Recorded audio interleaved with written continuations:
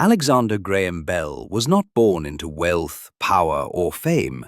He was born into a world of sound, silence, and curiosity. On March 3, 1847, in Edinburgh, Scotland, Bell entered a family deeply connected to speech and communication. His father, Alexander Melville Bell, was a renowned teacher of elocution and the creator of visible speech, a system designed to help deaf people learn how to speak. His mother, Eliza Grace Simmons Bell, was almost completely deaf, and young Alexander learned early how fragile and precious sound truly was. He spoke to his mother by pressing his lips close to her forehead so she could feel the vibrations of his voice. This intimate connection between sound and silence would quietly shape the course of his entire life. As a child, Bell was curious, but not extraordinary in traditional schooling. He struggled with rote learning and formal education, yet his mind was always alive with questions. He loved experimenting, building simple machines, and exploring how sound traveled through air, wood, and metal. Tragedy struck early in his life when both of his brothers died from tuberculosis, forcing the Bell family to leave Scotland in search of a healthier climate. In 1870, they emigrated to Canada, settling in Ontario. This move would eventually place Bell on the path that would change the world forever. Bell's passion for helping the deaf continued to grow.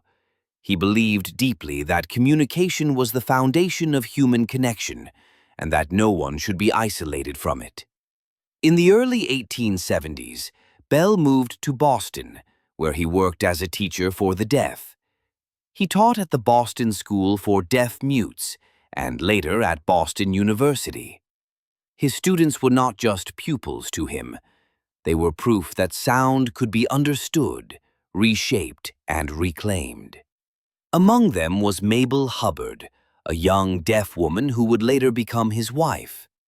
His love for Mabel was rooted not in pity, but in admiration and deep respect, and she became one of his greatest sources of encouragement.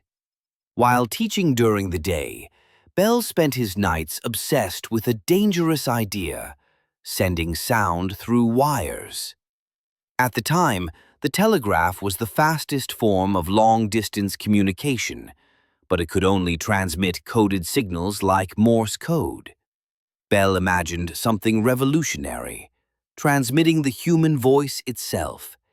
He believed that speech, music, and emotion could travel electrically across vast distances.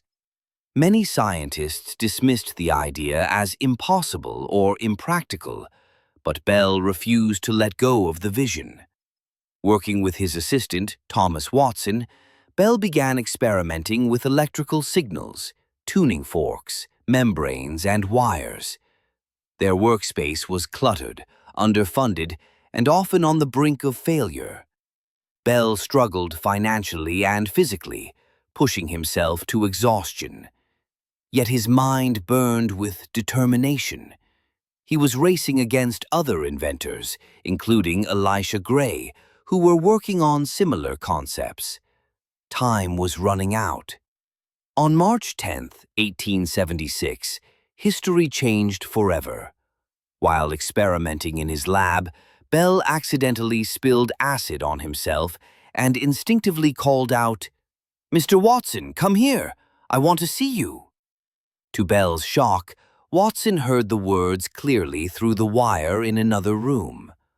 For the first time in human history, a clear human voice had traveled through an electrical device. The telephone was born, not with celebration, but with disbelief and stunned silence. Just days earlier, Bell had secured the patent for the telephone, a decision that would later spark decades of legal battles. Elisha Gray contested the patent, and Bell would face over 600 lawsuits in his lifetime.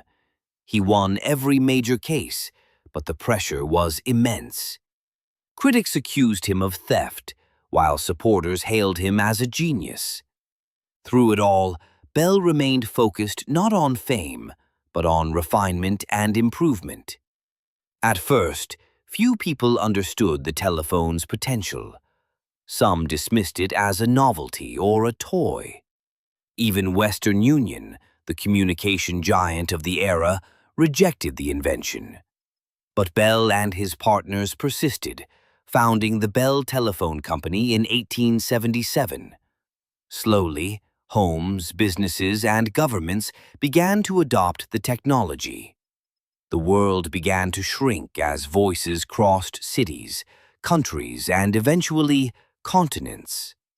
Despite his success, Bell never considered himself merely the inventor of the telephone. In fact, he later said that it distracted him from his real work, helping the deaf. He used his wealth and influence to advance education, research, and accessibility. He helped found the American Association to promote the teaching of speech to the deaf and worked tirelessly to improve learning methods, though some of his views later became controversial. Bell's curiosity never faded.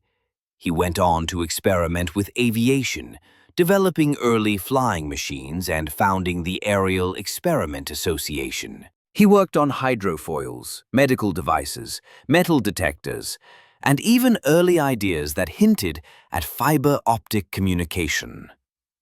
One of his lesser-known inventions, the photophone, transmitted sound on a beam of light, an idea far ahead of its time and a precursor to modern optical communication. As the world transformed through telephones, radios, and electrical networks, Bell remained humble. He preferred quiet reflection to public praise, and spent his later years at his estate in Nova Scotia, surrounded by nature, notebooks, and ideas still unfolding. On August 2, 1922, Alexander Graham Bell passed away at the age of 75. In a final tribute, telephone service across the United States and Canada was silenced for 1 full minute. Millions of telephones stood quiet, honoring the man who gave the world its voice. Alexander Graham Bell did more than invent a device. He reshaped human connection. He made it possible for families to hear each other across distances, for businesses to grow beyond borders, for emergencies to be answered instantly, and for the modern world to speak as one. Every phone call today, whether on a smartphone, satellite link, or digital network, carries the echo of Bell's first words through the wire. His legacy is not just in technology, but in the belief that communication is the soul of humanity.